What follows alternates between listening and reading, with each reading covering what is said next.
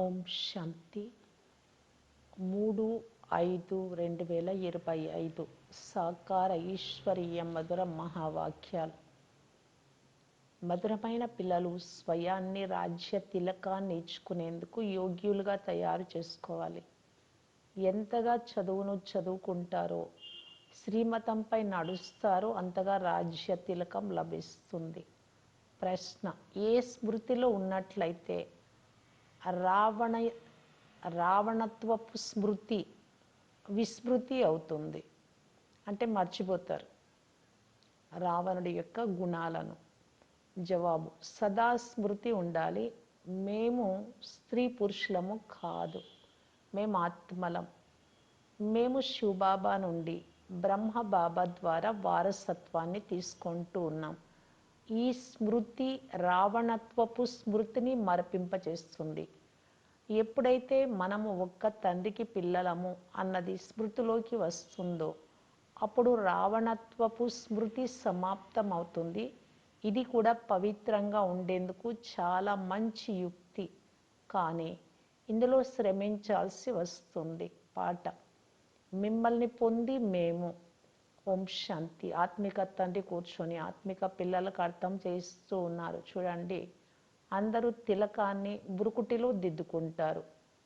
ఈ స్థానము ఒకటేమో ఇది ఆత్మ యొక్క నివాస స్థానము, మరొకటి రాజ్య తిలకాన్ని కూడా ఇక్కడే దిద్దుతారు. ఇది ఆత్మకు గుర్తుగా ఉండనే ఉంది.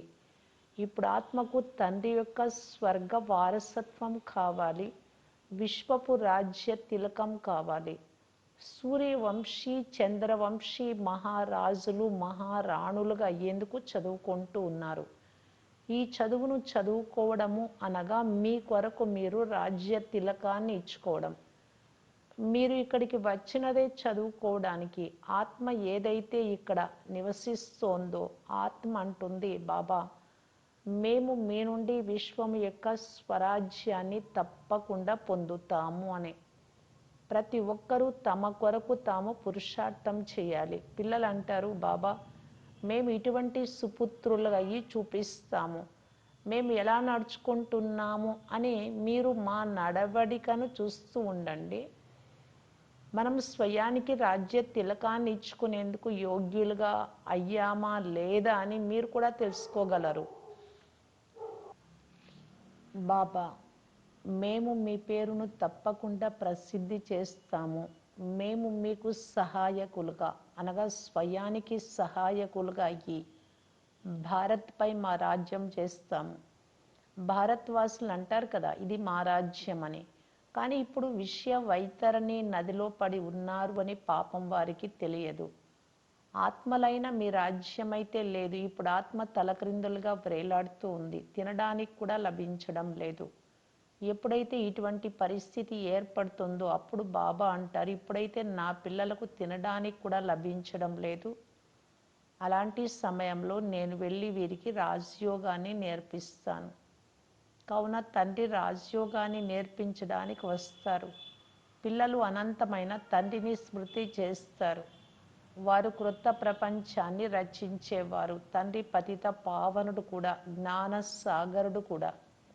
ఈ విషయాలు మీ బుద్ధిలో తప్ప ఇంకెవ్వరి బుద్ధిలోనూ లేవు. తప్పకుండా మన బాబా జ్ఞాన సాగరుడు, సుఖ సాగరుడు అని కేవలం పిల్లలైన మీకు మాత్రమే తెలుసు. ఈ మహిమను పక్కాగా గుర్తుంచుకోండి, మర్చిపోకండి. ఇది తండ్రి మహిమ కదా. తండ్రి పునర్జన్మ రహితుడు. కృష్ణుడి మహిమ పూర్తిగా వేరు. ప్రైమ్ మినిస్టర్, ప్రెసిడెంట్ యొక్క మహిమ అయితే వేరువేరుగా ఉంటాయి కదా. తండ్రి అంటారు, నాకు కూడా ఈ డ్రామాలో ఉన్నతమైన పాత్ర లభించి ఉంది. డ్రామాలోని పాత్రధారులకు ఇది అనంతమైన డ్రామా అని, దీని ఆయుష్ ఎంత అని తెలియాలి కదా. ఒకవేళ తెలియకపోతే వారిని వివేకహీనులు అని అంటారు. కానీ ఈ విషయాలను ఎవ్వరూ అర్థం చేసుకోలేరు. ఎలా ఉన్న మనుష్యులు ఎలా అయిపోతారు అన్న వ్యత్యాసాన్ని తండ్రి వచ్చి తెలియజేస్తారు. 84 జన్మలు ఎలా తీసుకుంటారు అనేది మనుషులకు పూర్తిగా తెలియదు. ఇప్పుడు మీరు అర్థం చేసుకోగలరు. భారత్ ఎంత ఉన్నతంగా ఉండేది. చిత్రాలు ఉన్నాయి కదా, సోమనాథుని మందిరం నుండి ఎంత ధనాన్ని దోచుకొని వెళ్ళారు. ఎంత ధనం ఉండేది. ఇప్పుడు పిల్లలైన మీరు ఇక్కడికి అనంతమైన తండ్రిని కలుసుకోవడానికి వచ్చారు. బాబా నుండి రాజ్య తిలకాన్ని శ్రీమతంపై తీసుకునేందుకు వచ్చాము అని పిల్లలకు తెలుసు. తండ్రి అంటారు, పవిత్రంగా తప్పకుండా అవ్వాల్సి ఉంటుంది. జన్మ జన్మాంతరాలు విషయ వైతరణి నదిలో మునకలు వేస్తూ అలసిపోలేదా? మేము పాపులము, నిర్గుణులమైన, మాలో ఏ గుణాలు లేవు అని అంటారు కూడా. అంటే తప్పకుండా ఒకప్పుడు గుణాలు ఉండేవి, అవి ఇప్పుడు లేవు. ఇప్పుడు మీరు అర్థం చేసుకున్నారు, మనం విశ్వానికి యజమానులుగా సర్వగుణ సంపన్నులుగా ఉండేవారం. ఇప్పుడు ఏ గుణాలు లేవు. ఇది కూడా తండ్రి అర్థం చేయిస్తారు. పిల్లల యొక్క రచయిత తండ్రియే కావున తండ్రికి పిల్లలందరిపైన దయ కలుగుతుంది. తండ్రి అంటారు, నాకు కూడా డ్రామాలో ఈ పాత్ర ఉంది. ఎంత తమో ప్రధానంగా అయిపోయారు. అసత్యత, పాపాలు, గొడవలు ఏమేమో జరుగుతూ ఉన్నాయి. మేము ఒకానొక సమయంలో విశ్వానికి యజమానులుగా డబల్ కిరీటధారులుగా ఉండేవారము అని భారతవాసులైన పిల్లలందరూ మర్చిపోయారు. తండ్రి వారికి స్మృతిని ఇప్పిస్తున్నారు. మీరు విశ్వానికి యజమానులుగా ఉండేవారు, మళ్ళీ మీరు 84 జన్మలు తీసుకుంటూ వచ్చారు. మీరు మీ 84 జన్మలను మర్చిపోయారు. ఇది విచిత్రం. 84 జన్మలకు బదులుగా 84 లక్షల జన్మలు అని వ్రాసేశారు. మళ్ళీ కల్పం యొక్క ఆయుష్ కూడా లక్షల సంవత్సరాలు అని అనేస్తారు. ఘోర అంధకారంలో ఉన్నారు కదా. ఇది ఎంత అసత్యం. భారతీయ సత్యఖండంగా ఉండేది, భారతీయ అసత్యఖండంగా ఉంది. అసత్యఖండాన్ని ఎవరు తయారు చేశారు, సత్యఖండాన్ని ఎవరు తయారు చేశారు అన్నది ఎవరికీ తెలియదు. రావణుడి గురించి అసలు ఏమీ తెలియదు. భక్తులు రావణుని కాలుస్తారు. ఎవరైనా ధార్మిక మనస్తత్వం కల వ్యక్తి ఉంటే మనుషులు ఏమేం చేస్తారు అని మీరు వారికి చెప్పండి. సత్యుగం దేనినైతే స్వర్గము, ప్యారడైజ్ అని అంటారో అక్కడికి అసురుడైన రావణుడు ఎక్కడి నుండి వచ్చాడు అంటే చెడు గుణాలు ఎక్కడి నుండి వస్తాయి? నరకానికి చెందిన మనుషులు అక్కడ ఎలా ఉండగలరు? ఇది తప్పకుండా పొరపాటు అని అప్పుడు అర్థం చేసుకుంటారు. మీరు రామరాజ్యం యొక్క చిత్రంపై అర్థం చేయించవచ్చు. ఇందులో రావణుడు ఎక్కడి నుండి వచ్చాడు మీరు అర్థం చేయిస్తారు కూడా. అయినా కానీ అర్థం చేసుకోరు. అలా అర్థం చేసుకునేవారు ఎవరో అరుదుగా వెలువడతారు. మీరు ఎంత కొద్ది మంది ఉన్నారు, అది కూడా ఇంకా మున్ముందు ఎంతమంది నిలుస్తారు అనేది చూడాలి. బాబా అర్థం చేయించారు. ఆత్మ యొక్క చిన్న గుర్తును కూడా ఇక్కడే బురుకుటిలో చూపిస్తారు.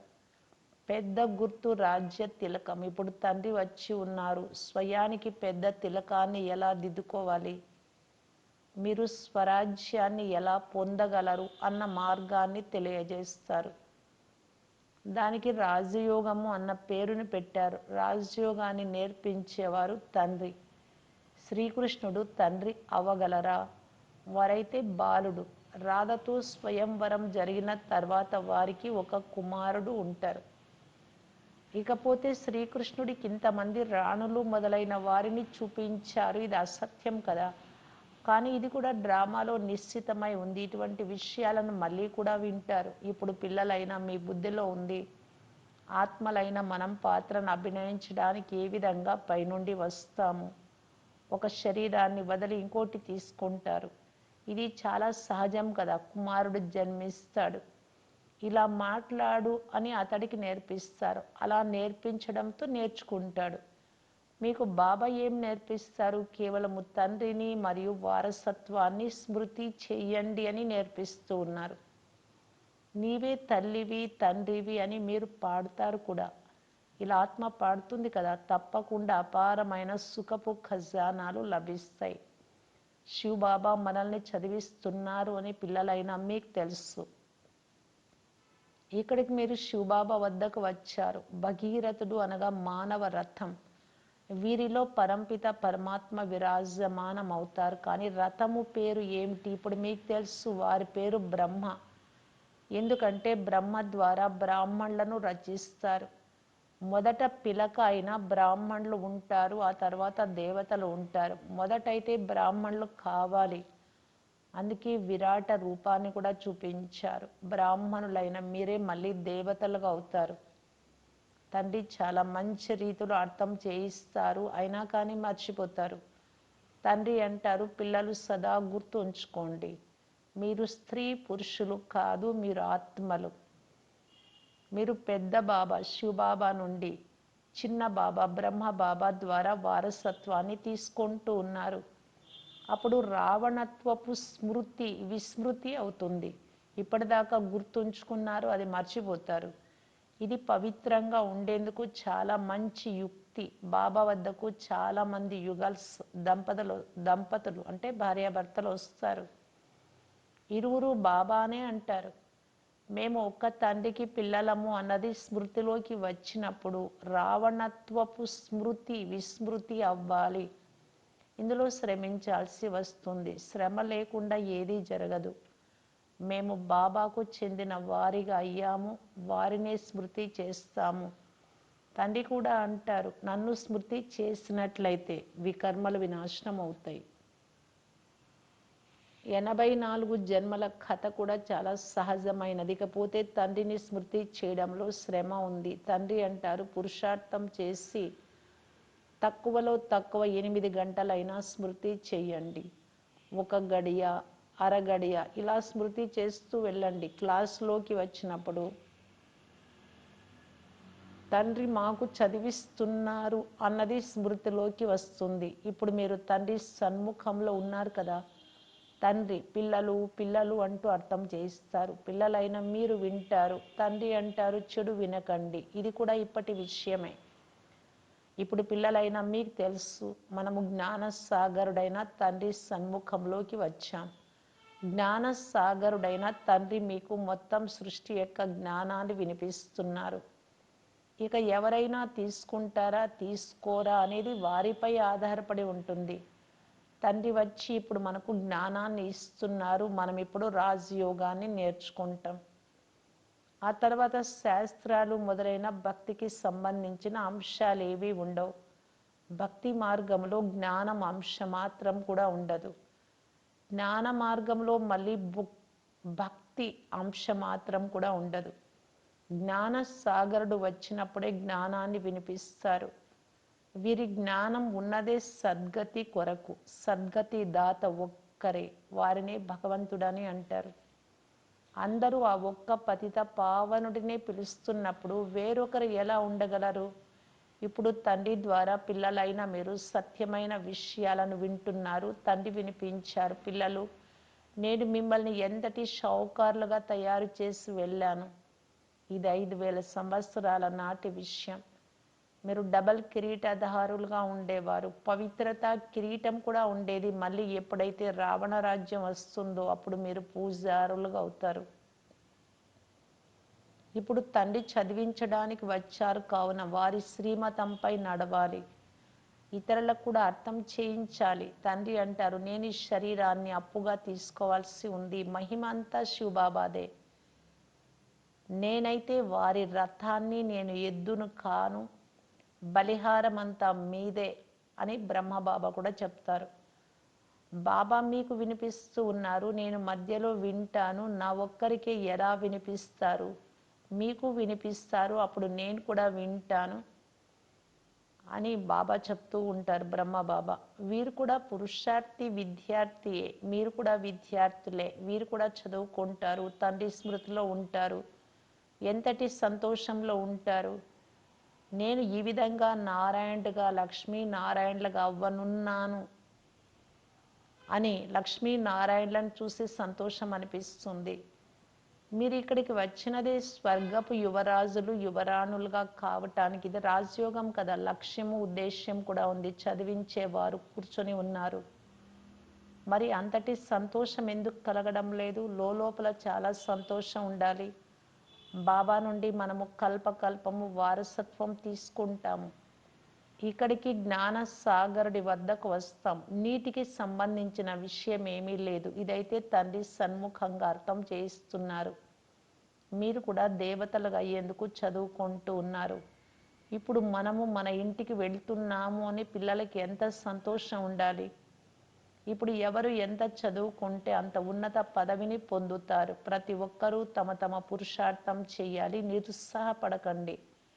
ఇది చాలా పెద్ద లాటరీ. అర్థం చేసుకున్నప్పటికీ కూడా ఆశ్చర్యం కలిగించే విధంగా వెళ్ళిపోయి చదువును వదిలేస్తారు. మాయ ఎంత శక్తివంతమైనది. అచ్చా, మధురాతి మధురమైన అపురూపమైన పిల్లలకు మాతా పిత బాప్ దాదాల ప్రియ స్మృతులు మరియు గుడ్ మార్నింగ్. ఆత్మిక పిల్లలకు ఆత్మిక తండ్రి నమస్తే. ధారణ కొరకు ముఖ్య సారం. ఫస్ట్ పాయింట్, స్వయానికి రాజ్య తిలకమును ఇచ్చుకునేందుకు యోగ్యులుగా తయారు చేసుకోవాలి. సుపుత్రులైన పిల్లలుగా ఈ రుజువును చూపించాలి. నడవడికను చాలా రాయల్గా ఉంచుకోవాలి. తండ్రికి పూర్తి సహాయకులుగా అవ్వాలి. సెకండ్ పాయింట్, మనము విద్యార్థులము, భగవంతుడు మనల్ని చదివిస్తున్నారు అన్న ఈ సంతోషంతో చదువును చదువుకోవాలి. ఎప్పుడు కూడా పురుషార్థంలో నిరుత్సాహపడకూడదు. వరదానము, తమ అధికారం యొక్క శక్తి ద్వారా త్రిమూర్తి రచనను సహయోగులుగా చేసుకునే మాస్టర్ రచయిత భవ. త్రిమూర్తి శక్తులు మనస్సు, బుద్ధి మరియు సంస్కారము. ఇవి మాస్టర్ రచయితలైన మీ ఆత్మ యొక్క రచన. వీటిని మీ అధికారం యొక్క శక్తితో సహయోగులుగా చేసుకోండి. ఏ విధంగా రాజు స్వయంగా కార్యాన్ని చేయిస్తారు. చేసేటటువంటి రాజ్య కార్య వ్యవహారాలు వేరుగా ఉంటాయి. అలాగే ఆత్మ కూడా చేయించేటటువంటిది. విశేషంగా ఈ త్రిమూర్తి శక్తులు చేసేటటువంటివి. కావున మాస్టర్ రచయిత నేను అన్న వరదానాన్ని సదా స్మృతిలో ఉంచుకొని ఈ త్రిమూర్తి శక్తులను, మనస్సు, బుద్ధి, సంస్కారాన్ని మరియు సాకార కర్మేంద్రియాలను సరి అయిన మార్గంలో నడిపించండి. స్లోగన్, అవ్యక్త పాలన యొక్క వరదానపు అధికారమును తీసుకునేందుకు స్పష్టవాదిగా అవ్వండి. అవ్యక్త సూచన, ఆత్మిక రాయల్టీని మరియు పవిత్రత యొక్క పర్సనాలిటీని ధారణ చేయటానికి బాప్దాదా తెలియజేస్తూ ఉన్నారు. పవిత్రత అంటే కేవలం బ్రహ్మచర్యమే కాదు. బ్రహ్మచర్యంతో పాటు అది పునాది, కానీ దానితో పాటు మరో 4 కూడా ఉన్నాయి. క్రోధము మరియు మిగిలిన సహచరులు ఎవరైతే ఉన్నారో ఆ మహాభూతాల త్యాగం. క్రోధము, లోభము, మోహం, అహంకారము, వీటన్నింటినీ త్యాగం చేయాలి. వాటితో పాటు వాటి పిల్లా పాపలు ఏవైతే చిన్నవి అసూయ, ఈర్ష్య, ద్వేషం, సోమరితనం, భయం ఇలాంటి వంశమాత్రంగా ఉన్నాయో వాటిని కూడా త్యాగం చేయండి. అప్పుడే పవిత్రత యొక్క ఆత్మిక రాయల్టీని, హుందాతనమును ధారణ చేశారు అని అంటారు. ఓం శాంతి.